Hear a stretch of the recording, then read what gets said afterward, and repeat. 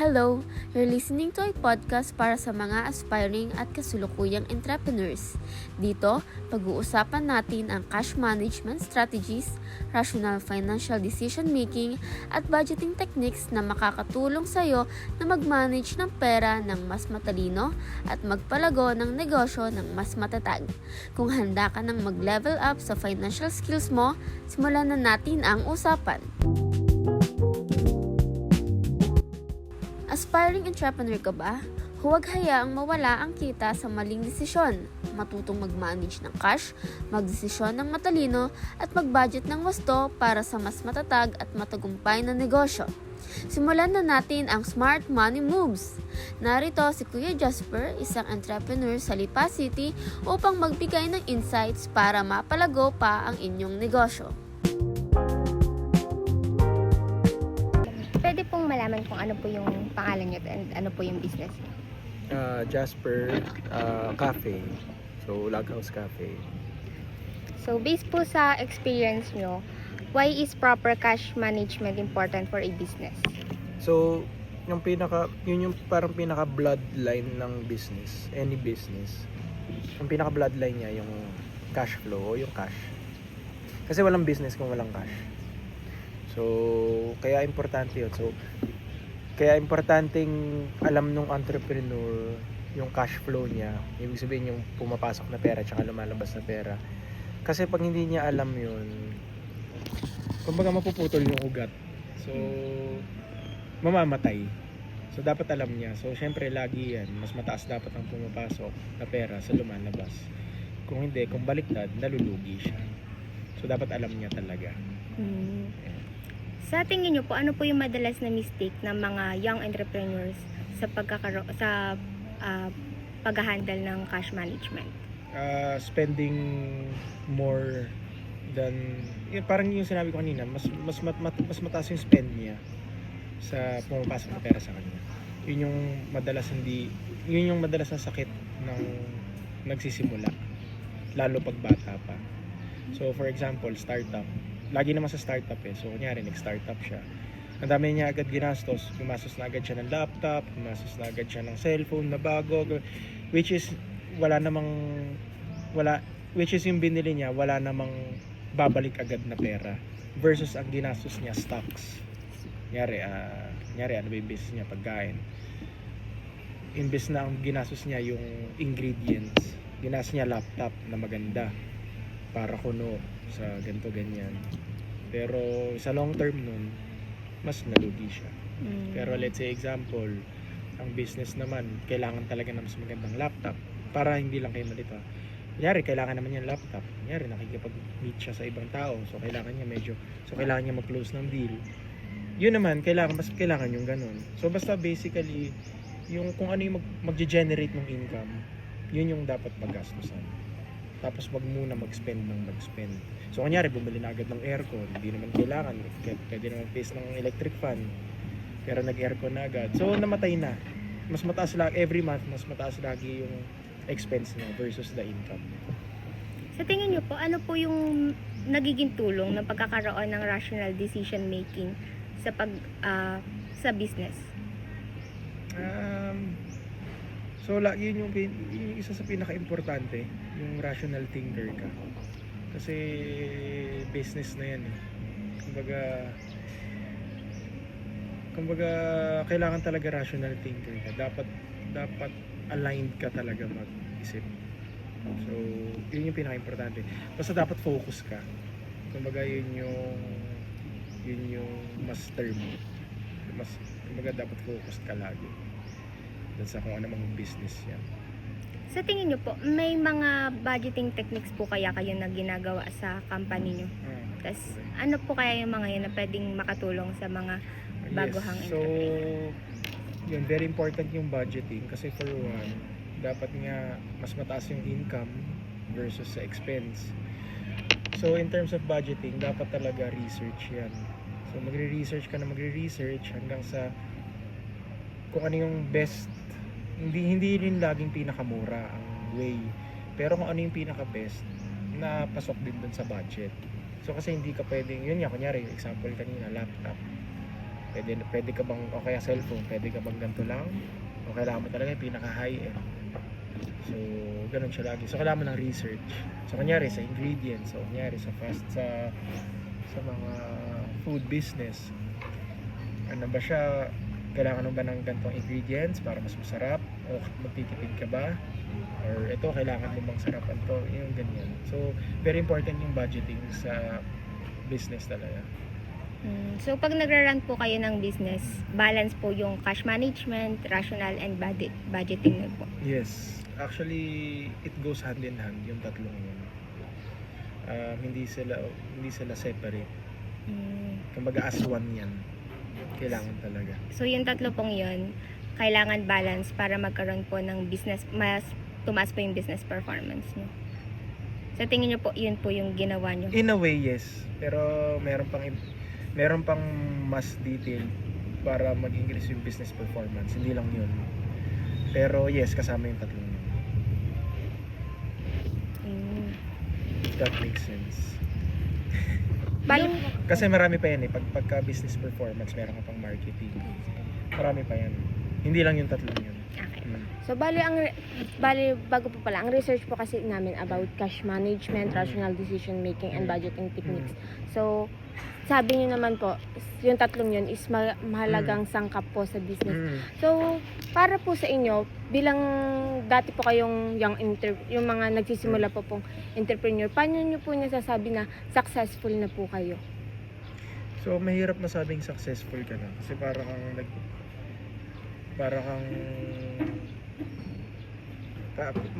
masyadong subjective yung successful ka na. Parang kasi nagsalita ka na nung tapos. Malay mo next year bigla ka nang mahina. So parang ganun. So, ang ibig ko sabihin, mas magandang way to look it as is basta yung journey. Ibig sabihin continuous yan. Parang buhay mo. So parang continuous siya. Hindi mo siya sasabihin, oh tapos na yung buhay. Hindi ganyan. So, yung journey lang. Pero as you go along, always make sure na pataas. Yung tumataas ka. Hindi yung, yes, totoo yun. Minsan may pababa.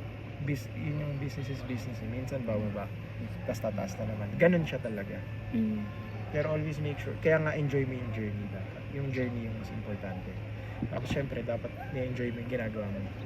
Kasi if you don't enjoy kung ano man yung business na ginagawa mo, baka that's not the business for you. So dapat na-enjoy mo siya. Para yung journey. Kasi hindi ka magkakaroon ng pleasant journey kung hindi mo na-enjoy. Parang ganun. Since dati po kayo ding nagsisimula pa lang sa business, may mga naging problema din po ba kayo noon? Of course. So, maraming misinterpretation lalo na sa online na pinakamagandang way business. Pero ang hindi alam ng marami, bago naging successful yung business na yun, dumaan yun sa maraming hardships. Dumaan yun sa nalugi muna, nagkapital muna ng malaki, ganyan. So, hindi siya laging pataas. Like, napoportray usually sa online. Ano Na po? parang ang dali-dali na basta mag-negosyo ka, ito na yung way, para hindi ganyan. Medyo maling interpretation yun. May tao para sa business, may tao para maging director, may tao para sa corporate, may tao para maging chef, iba-iba pa rin siya. Gets mo? Okay. So, kunyari, yung taong magaling sa ganito, hindi siya capable sa ganito. Gets nyo? Apo. Kunyari, may business person talaga. Mas magaling siya sa ganun. Hindi ngayon siya magaling magganto. Yung kabaliktaran naman, ito magaling siya sa mga gantong. Hindi siya magaling ngayon sa business. Ganyan talaga. Doesn't mean hindi na successful yung isa sa isa. Gets mo? Apo. Yun. Ano po kaya yung mga biggest regret nyo dun sa, dahil nalugi din po kayo, nasabi nyo nga po. Ano po yung mga biggest regret nyo na hindi nyo na po inulit dito sa bago naging business? So, yun. Yung kasama sa journey mo, yung learn from your mistakes. So, ang usual, yung mga personal kong mga naging mistakes, minsan yung masyadong mabilis yung kunyari invest ka na agad sa ganyan. So dumaan ako sa ganyan. yung hasty sa decision making na konting ganito lang. Ibig sabihin, hindi ako nag-divulge further dun sa research ko para malaman kung maganda ba investan yung ganito sa ganito. So, pangalawa is kasama dun yung dapat talaga, ngayon na as I grow, kasama din dun na kung ano yung ini-investan ko, dapat talaga need siya ng tao. So, may needs, may wants, diba? Mas magandang investan yung need. Kunyari, pagkain. Kunyari,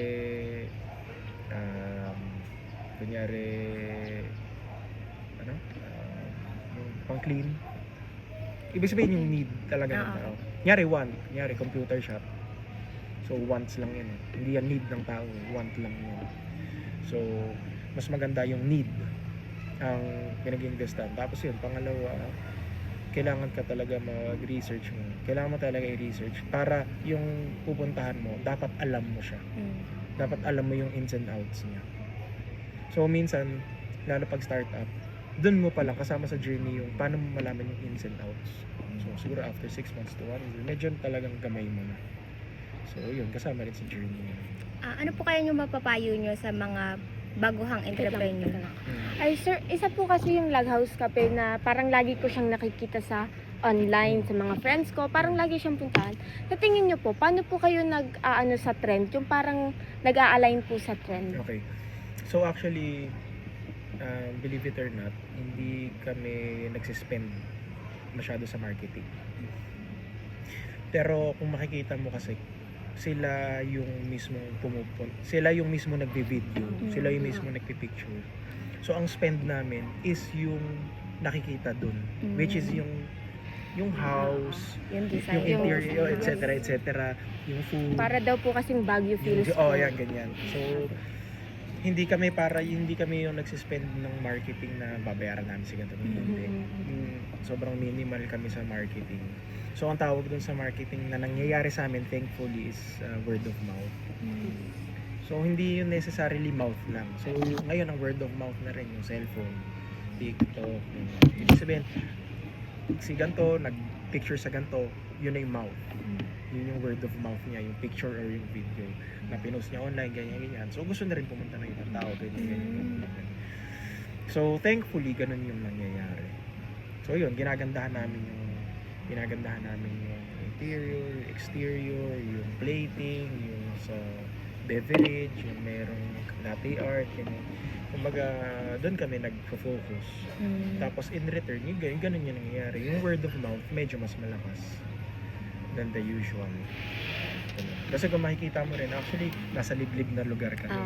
Wala naman kami sa main street, ganyan. Pero kasi nga, so thankfully, pinupuntahan siya. Parang ginawa siyang tourist spot. Yes. Yeah. Ano po kaya yung mapapayo nyo sa mga baguhang entrepreneur para mas lumago pa or para mas lakasan pa yung loob nila na magiging successful po yung business? So, I don't think ganun na ako kagaling para magsabi kung ano yung kailangan mo gawin ganito ganyan. Pero ang masasabi ko is dapat talaga focused ka. Tapos gusto mo yung ginagawa mo. And most importantly, kailangan mo mag-pray. Kailangan mo si God. Yan ang pinaka-importante. Kasi pag wala si God, hindi mo kaya yan. Parang ganun. So, aside, syempre, yung sinabi kong yun, aside from dapat marunong ka na talaga sa budgeting, marunong ka na doon sa mismo kung anong business yun, yung cleanliness nun, yung marketing nun, maliban doon, kumbaga, on top of that, yun yung kailangan mo sa mga basic needs ng business, which is yun yung budget. Yun, yung tinanong nyo kanina, rational thinking, budgeting, ano isa? Cash Cash management. management, ganyan. So, research, saan ka bibili ng ganito, sinong supplier sa ganito maganda. More than that, yun yung kailangan. Focus, na-enjoy mo, tsaka si God. Thank you so much po. Thank you. Wish po namin is maging successful pa po yung business. Yes, thank you.